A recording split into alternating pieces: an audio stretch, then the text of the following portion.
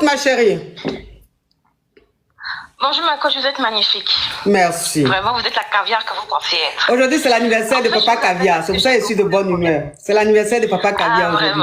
Souhaitez-lui joyeux anniversaire. Souhaitez joyeux anniversaire à Papa Caviar. C'est son anniversaire aujourd'hui. Ok, on t'écoute, ma chérie. Anniversaire Papa Caviar. D'accord. Oui.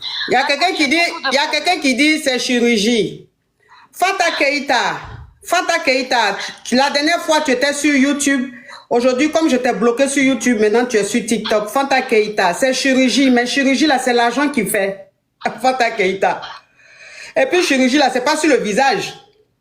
Chirurgie là, c'est pas sur la peau. Chirurgie là, c'est la forme. Elle a dit ça par rapport à l'éclat de mon visage, par rapport aux gens que je dégage. Tu vois un peu le truc, Fanta Keita. Voilà, parce que tu me suis partout.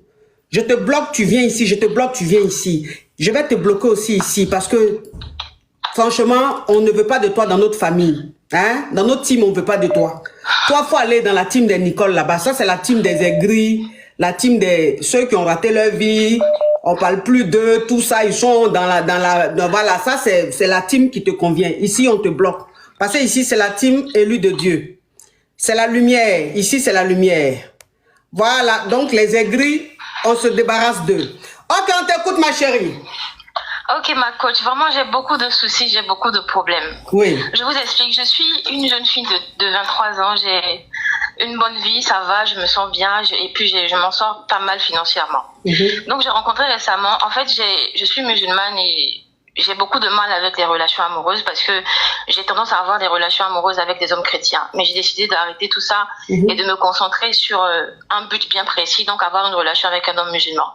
Donc, j'ai décidé de donner une chance à un homme musulman parce que je suis assez dure comme femme. Au début, c'était très bien. C'est quelqu'un qui sait... Ma chérie, tu me permets de me parfumer? Parfumez-vous, ma coach, je vous en prie. Oui.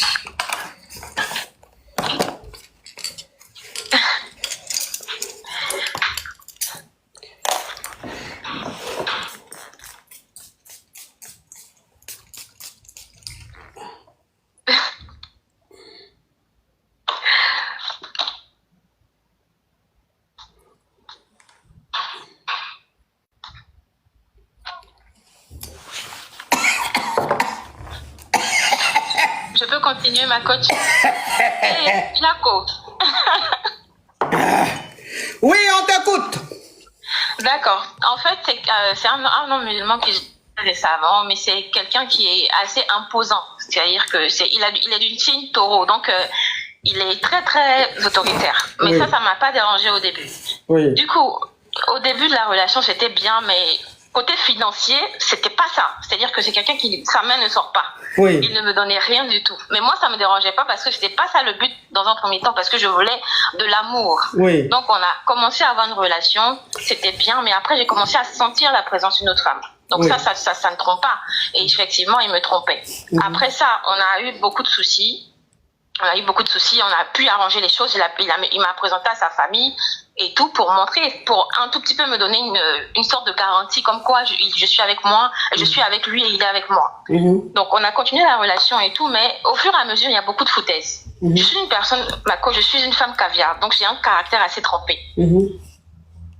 Mais avec lui, je suis très douce, je suis très soumise, on va dire ça comme ça. Donc j'accepte un peu tout et n'importe quoi. C'est une erreur de ma part, mais parce que je l'aime, je me dis que je vais accepter certaines choses. Et c'est aussi ma nature parce que en tant que femme aimante, il y a des choses en fait que je fais pour lui que je ne devrais pas faire malheureusement. Du coup, c'est quelqu'un en fait qui me parle comme il veut devant les gens. Il me dit ce qu'il veut, il parle comme il veut. Par exemple, quand je lui donne mon avis, pour lui, la femme n'a pas son mot à dire. Donc, il me dit, quand je parle, tu te tais devant les gens. Il me dit ça comme ça. Ça me vexe un tout petit peu, mais je me dis, bon, on peut arranger les choses. Et quand, par exemple, j'ai un problème, c'est-à-dire que j'ai besoin de lui parler de quelque chose... Oui, mais ma chérie, c'est quoi la question, s'il te plaît? C'est quoi la question? Ma coach, je n'ai pas de chance, je ne sais pas quoi faire, en fait. Parce que récemment, il a un gros manque de considération. En fait, je suis tombée malade et il n'est pas venu me voir jusqu'à aujourd'hui, depuis la semaine passée. Il n'est pas venu voir si je suis malade, si je suis vivante, si je ne suis pas un truc. Et du coup, je ne sais pas quoi faire. Il m'a pas appelé jusqu'à aujourd'hui, donc je sais vraiment pas quoi faire. Je sais vraiment pas quoi faire. Je l'aime de tout mon cœur, mais vraiment, je sais pas. J'ai fait un silence radio, mais je sais pas si je fais la bonne chose. Ok. Donc, si je comprends bien, tu sortais avec des chrétiens, tu es musulmane, tu sortais avec des chrétiens et tu as décidé de sortir avec des musulmans. Voilà, c'est ton choix, on respecte.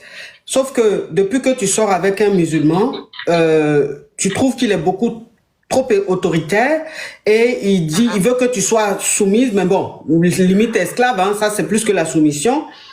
Et il a un fort caractère. Quand vous êtes devant les gens, il te dit quand je parle, tu te tais. C'est-à-dire que même devant les gens, il montre que c'est lui l'homme, mais un peu trop. Ouais. Et là, ça fait une semaine tu es malade. Et ça fait une semaine, il vient pas te voir. Il s'inquiète même pas de toi et tout ça. Donc, c'est quoi ta question, ma chérie?